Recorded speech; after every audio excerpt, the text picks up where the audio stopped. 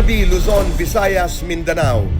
Ang tanong ng Pilipino, sagot ng Cayetano in Action with Boy Abunda. Ako po si Marlene, 49 years old, taga Las Piñas, Kuya Alan. Gusto ko lamang po itanong, pinagbentahan ako ng lupa na napapagitnaan ng ibang property nang nagbenta sa akin. Pwede po ba ako mag-demand ng right of way sa nagbenta ng lupa sa akin para naman may daan ako palabas sa public road?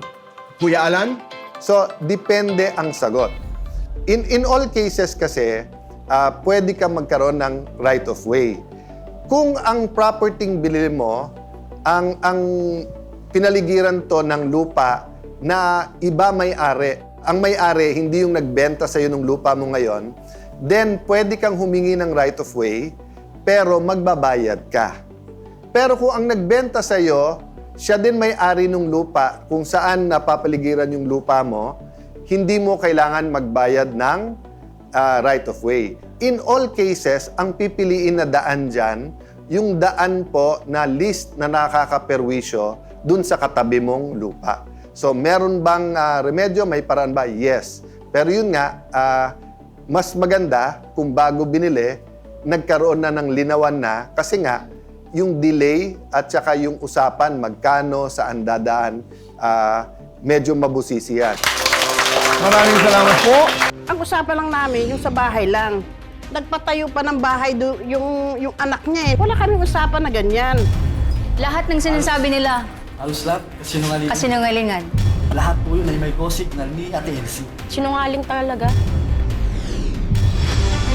Sa buwan ng wika, hindi lang salita ang mahalaga kundi ang layunin sa likod ng bawat usapan. Ngayong gabi, 4 na usapang hindi basta salitaan lang, kundi may sigaw ng paninindigan, ng karapatan at ng katarungan. Usapang utang, paupahan at pananagutan. 2 dekada nang hindi nagkakaintindihan. May saysay pa ba ang dating kasunduan? Kung parehong panig ay may kanya-kanyang kwento. Ang pag-uusap hahantong sa harapan sa case to face to face to face. Walang salita, walang paalam, pero ginamit ang kanyang pangalan sa Meralco. Kapag ang pangalan mo ay ginamit sa mga bagay na hindi mo alam, may laban ka ba? Pakinggan ang reklamo at ang aksyon sa Cayetano Aksyon Agad. Mga bagong boses ng kabataan, kwentuhan kasama ang mga aspiring hosts tungkol sa buhay, karera at pangarap. Pakinggan ang makabuluhang usapan sa Aba, Ask Boy Abunda.